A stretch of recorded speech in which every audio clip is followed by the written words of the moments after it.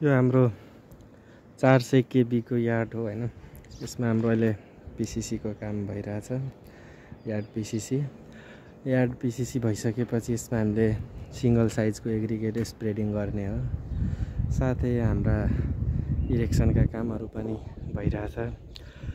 Transformer टेस्टिङको काम साथसाथै चलिरहेछ। केबल ट्रेन छ हाम्रो हैन।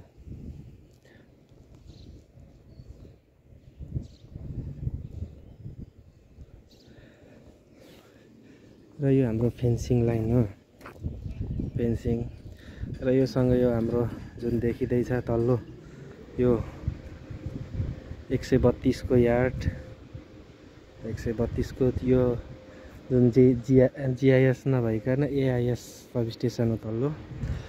अनि यो माथिल्लो अहिले नयाँ बन्दै गरेको 400 KB जिआइएस खिम्ती सब स्टेसन जुन कि जिआइएस हो।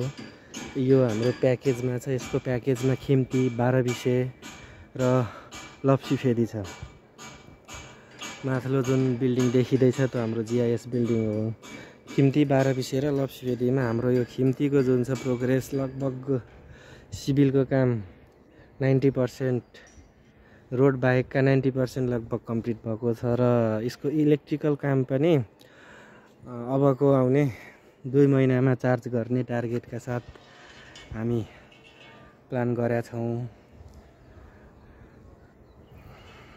धन्यवाद।